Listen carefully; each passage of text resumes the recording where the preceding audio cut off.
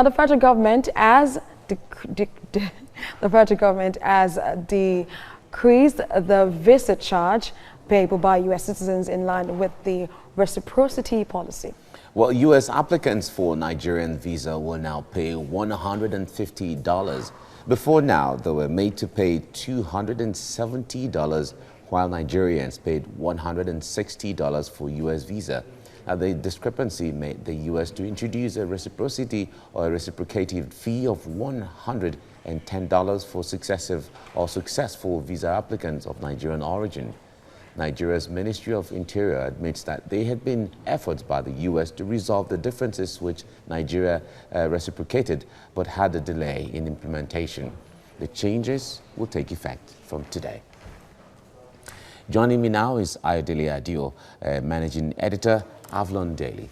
Ayodele, it's nice to have you join me right now. Thank you for having me. Now, the statement from the official of the immigration was talking about the delay in implementation of, this has been approved, but there were some bureaucratic delays and all of that. Now, what does this really tell about how we deal and handle very serious issues about this country? I mean, it's quite obvious. It's the typical laissez-faire attitude of the average Nigerian public servant who doesn't move except there are consequences for his inactions. And it's a bit worrying that we always have to wait until the 8th day of the week before we take any reasonable decision on anything that has to do, with the Nigerian people. And I'm quite embarrassed that this continues to happen time after time after time, scandal after scandal, until it gets to a very embarrassing level. Public officials are not compelled to act. Now, the excuse that they had to consult and set up committees that the U.S. government had been engaging you for over a year. I mean, it's taking, the current Minister of Interior about 3-4 days to act. So it tells you it's not something that has to go through some it wasn't a rocket science for you to implement. And I continue to say that I'm glad that it's been revised downwards, and I hope that reason prevails and the American government, knowing that they have a very transactional precedent, will do the needful and also take their own prices down. But we must look holistically at the issues here, not just this pricing thing, and look at our entire visa policy, in a wholesome, and look at our foreign policy in a wholesome, and to see what can be reduced. Some analysts have even said that looking at the strategic relations between Nigeria and the United States, and for U.S. citizens who come to Nigeria, there are more of people who want to invest and are business people. But for more of Nigerians who go to the U.S. are either they're students or they're tourists, or they're going for medical checks, or maybe visiting friends, or those who get involved in the lottery and want to settle down there.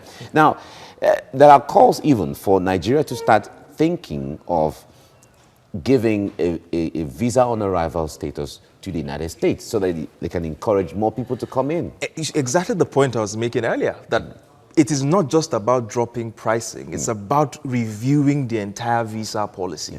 And you're doing that, to align with your foreign policy objectives, which is probably, for instance, you want to increase, better foreign relations that can attract trade from the United States. What kind of visa policy should I apply, and to what country should I apply XYZ kind of visa policy? I mean, it's unbelievable that it's more difficult. People don't even realize how difficult it actually is to get a Nigerian visa. It's extremely difficult, and you're wondering, you're wondering why is the visa here so difficult? And then we must take it a step further. We must take it a step further, because if you look at countries that were the same size in 1960, and I'm talking about countries like Singapore, Malaysia, and South Korea, for instance. India and Brazil. Today, these three countries particularly, their citizens can access 155 countries in the world without visas or visas on arrival. These were countries that were either better than or at par in 1960 when we got independence. So the government needs to be looking at and look at the mirror and say, how come the Malaysians can have access to 150 countries without visas or visas on arrival? And I'm here struggling in a reciprocity policy. If you even Google and see the countries that Nigerians can have access to and travel to either without visas or visas on arrival, they're very small. small little African island countries here and there, and then for maybe a country like Rwanda and Kenya, who has decided to throw their gates open for all African countries, so Nigerians benefit from that automatically. Ghana is getting it right somehow. South Africa just gave Ghana a status of visa on arrival and all of that. So we need to take this thing seriously. I think there has to be a very great strategy in that regard. Thank you very much, Aidele. Thank you for having me. Your insight into this. Thank you. Right.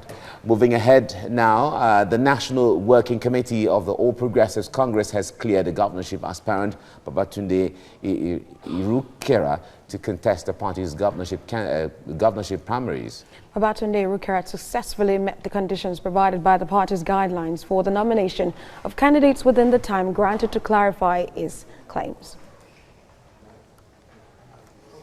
And still ahead on TVC Breakfast. The federal government has decreased visa charges payable by U.S. citizens in line with reciprocity policy.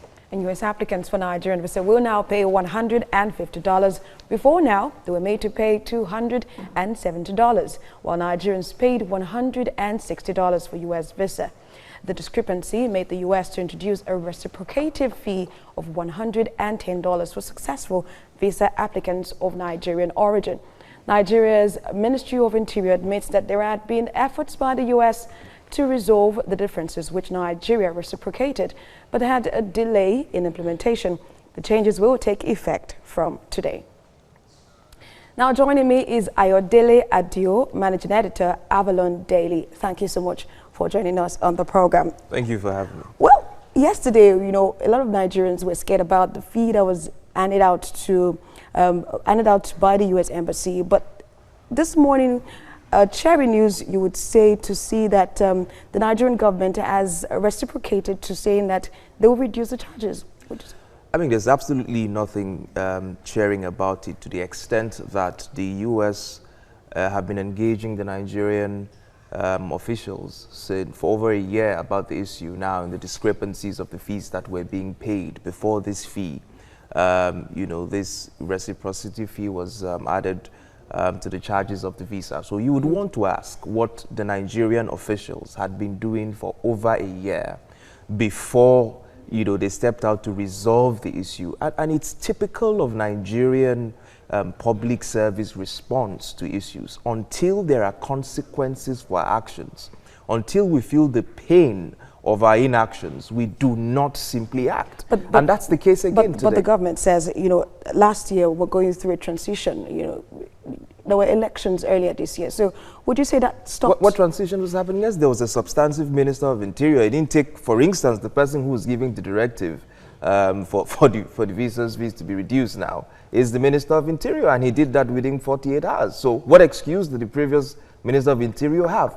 I keep saying this is the attitude of public service in Nigeria. We simply do not act until there are consequences for our inactions on the Nigerian people. And that's replicated in every sphere of governance in Nigeria. So, I mean, you could call it applause for the new Minister of Interior who's been able, you know, to take this necessary step. But I would expect that we even go a step further to review our entire visa policy generally, to look at it and use that as a new means of engaging the world. And that might be also, by extension, reviewing some aspect of our foreign policy and engagement generally. And so it shouldn't just stop at this particular one because we felt the burnt in one area. But we should look at it substantially and holistically and see where we can review so that we can be more competitive or we can build better relations globally. What's to expect from the U.S. now? Since we've reduced the amount to be paid for visa, what do you think, what's your projection, what should we expect from the U.S.? Well, I'm hoping that, you know, because in actual sense, the extra $110 was actually to reciprocate for we not, you know, heeding their call over the past 1 year or so. So I'm hoping that they will take that off because we have done what they actually wanted. And I'm hoping that reason will prevail. And of course, the reciprocity fee that they have added on, you know, successful visa applications will be taken back by the U.S. government. I'm hoping that will happen. Thank you so much for joining us. Ayodele Adio, editor of Avalon Daily. Thank you for having me. Thank you so much. Now, the National Working Committee of the All Progressives Congress has cleared a governorship aspirant, Babatunde Irukera, to contest the party's Kogi governorship primaries. Babatunde Irukera successfully met the conditions provided by the party's guidelines for the nomination of candidates within the time granted to clarify his claims.